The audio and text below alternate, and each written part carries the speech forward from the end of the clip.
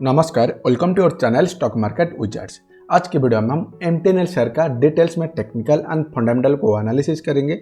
इस स्टॉक का प्राइस में किस टाइप का टेक्निकल सेटअप बन रहा है एंड आने वाले टाइम में क्या प्राइस एक्शन बन सकता है। उससे पहले अगर अभी तक आप स्टॉक मार्केट विजार्ड्स चैनल को सब्सक्राइब नहीं किए, चैनल को सब्सक्राइब कीजिएगा एंड वीडियो अच्छा लगा तो वीडियो को लाइक कीजिएगा। किसी भी स्टॉक को एनालिसिस करने से पहले या इन्वेस्टमेंट करने से पहले आपको पता होना चाहिए कि वो जो स्टॉक है कौन सा सेक्टर से बिलोंग कर रहा है एंड कौन सा इंडस्ट्री से। एंड जो स्टॉक का सेक्टर है टेलीकॉम सर्विस का एंड इंडस्ट्री है टेलीकम्युनिकेशन एंड सर्विस प्रोवाइडर का। अगर आप इस स्टॉक का मार्केट कैप देखेंगे 1232 करोड़ का एंड रिजर्व कैश है -21,485 करोड़ का।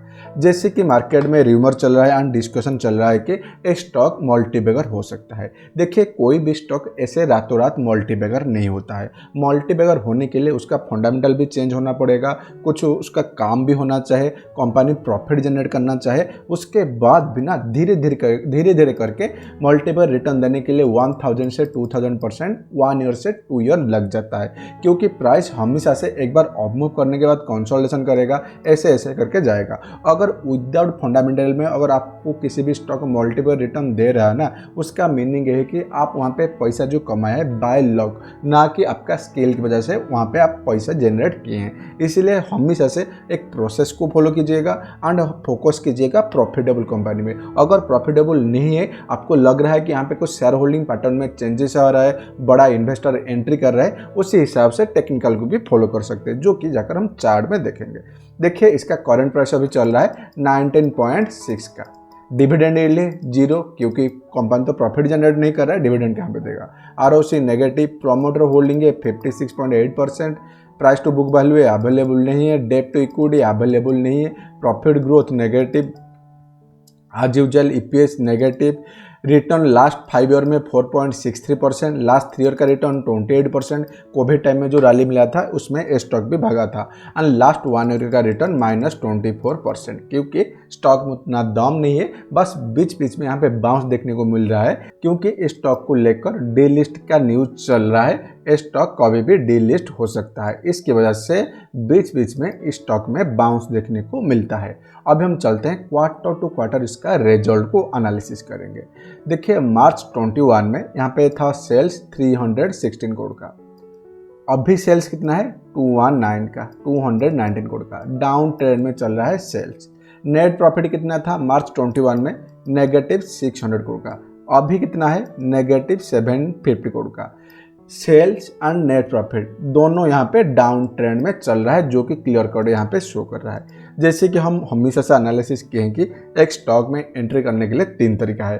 पहला हो गया टेक्निकल, जहाँ पे हम कोई भी कचरा स्टॉक को टेक्निकल बेसिस के ऊपर एंट्री कर सकते हैं, अगर वो प्रॉफिट जनरेट कर रहा है या नहीं कर रहा है। क्योंकि कुछ भी अगर टर्न अराउंड उसी स्टॉक में होगा आने वाले टाइम में, तो पहले वो चार्ट में शो कर जाएगा। इसलिए आपको टेक्निकल के ऊपर एंट्री करना भी, रिस्क लेना भी इंपॉर्टेंट है। सेकेंड तरीका हो गया फंडामेंटल, यहाँ पे हम स्ट्रॉन्ग फंडामेंटल स्टॉक को बाय ऑन डिप करते हैं।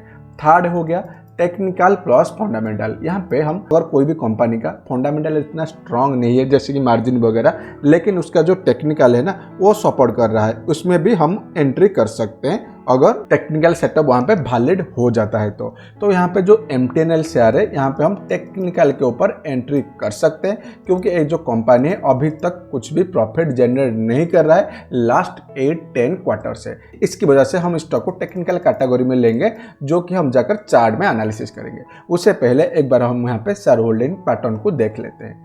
देखिए, यहाँ पे प्रोमोटर के पास अराउंड 56.8% शेयर होल्डिंग है। यहाँ पे अगर देखेंगे तो 56.82 शेयर होल्डिंग है प्रोमोटर के पास। एफआई यहाँ पे होल्ड कर रहे हैं 0.39, डीआई यहाँ पे होल्ड कर रहे हैं 13.89 एंड डीआई यहाँ पे डाउन ट्रेंड में चल रहा है, मतलब धीरे धीरे करके डीआई यहाँ पे उनका शेयर होल्डिंग को डिक्रीज कर रहे हैं। अगर आप यहाँ पे पब्लिक का शेयर होल्डिंग देखेंगे 28.9%। अगर पब्लिक के बीच में बिग इन्वेस्टर कौन है चेक करेंगे तो यहाँ पे 1.29% होल्ड कर रहे हैं कमलेश बी शाह जी।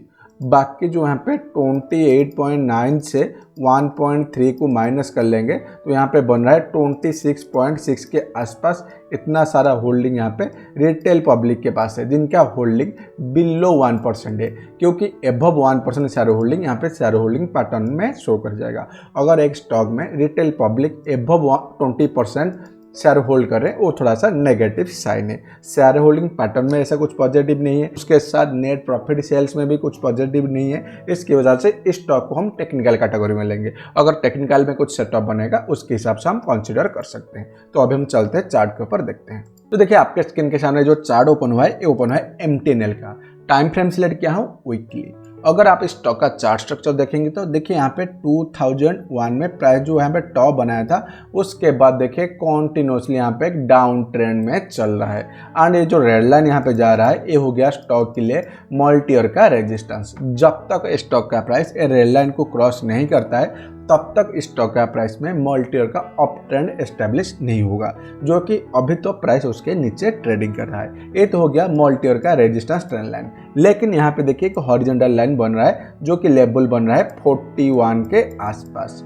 अगर आने वाले टाइम में इस लेवल के ऊपर 42 आप मार्जिन लेकर चले, 42 के ऊपर अगर स्टॉक का प्राइस वीकली क्लोजिंग आता है एंड जो रेड लाइन है उसके ऊपर 1 से 2 वीक सस्टेन करता है, उसके बाद जाकर स्टॉक का ट्रेंड अप हो सकता है। अभी के लिए कुछ एंट्री करने की ज़रूरत नहीं है क्योंकि अभी तो कुछ भी टेक्निकल सेटअप नहीं है, ना कि कुछ फंडामेंटल का साइन है।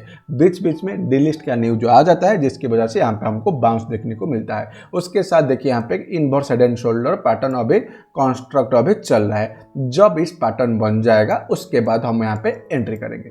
देखिए अभी से एंट्री करने की ज़रूरत नहीं है, एक बार एक वैलिड टेक्निकल सेटअप बनने दीजिए। जब टेक्निकल सेटअप बन जाएगा उसके बाद लीजिएगा। नहीं तो अगर आप मल्टीबैगर होकर बाय करते चलेंगे तो कौन सा स्टॉक मल्टीबैगर होगा किसी को भी पता नहीं है। बस इधर आपको टेक्निकल को फॉलो करना है, नहीं तो फंडामेंटल को। अभी के लिए स्टॉक में कुछ भी फंडामेंटल का साइन नहीं है, इसीलिए अभी हम टेक्निकल को फॉलो कर रहे हैं। जैसे ही टेक्निकल में कुछ साइन देखने को मिलेगा, यहाँ पे जो रेड लाइन है मल्टी ईयर का रेजिस्टेंस इसको ब्रेक करेगा एंड यहाँ पे जो एक बुलिश पैटर्न बन रहा है inverse head and shoulder pattern, उसका नेकलाइन को यहाँ पे ब्रेक करेगा। उसके बाद फिर से हमारा व्यू चेंज हो जाएगा एंड वहाँ पे हम फिर से री एंटर कर सकते हैं। अभी के लिए एंट्री करने की जरूरत नहीं है। अगर आपके पास है क्वांटिटी मैनेजमेंट के साथ होल्ड कर सकते हैं।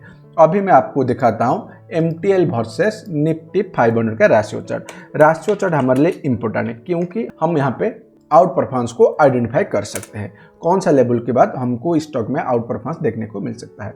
देखिए और टेक्निकल हिसाब से देखेंगे तो बस एक ही पॉजिटिव साइन है कि प्राइस जो यहाँ पे 2000 से जो डाउन ट्रेंड चल रहा था ना, इस डाउन ट्रेंड का जो चैनल था उसको ब्रेक कर दिया है। मतलब 20 से 22 इयर्स का जो चैनल था उससे बाहर निकल गया है। लेकिन बुलिश होने के लिए इस रेड लाइन को ब्रेक करना पड़ेगा। क्लियर कट देखिए, प्राइस इस रेड लाइन के आसपास जब भी जा रहा था ना, इस लेवल से प्राइस अंडर परफॉर्म कर रहा था निफ्टी 500 को। जैसे ही प्राइस यहाँ पे ये जो रेड लाइन बना है उसको ब्रेक कर देगा, उसके बाद स्टॉक का प्राइस निफ्टी 500 को आउट परफॉर्म करना स्टार्ट कर देगा। अभी के लिए वेट कीजिएगा, इसलिए मैं बोल रहा हूँ कुछ भी टेक्निकल सेटअप नहीं है। जब टेक्निकल सेटअप बनेगा तो अभी हम फिर से एंट्री कर जाएंगे।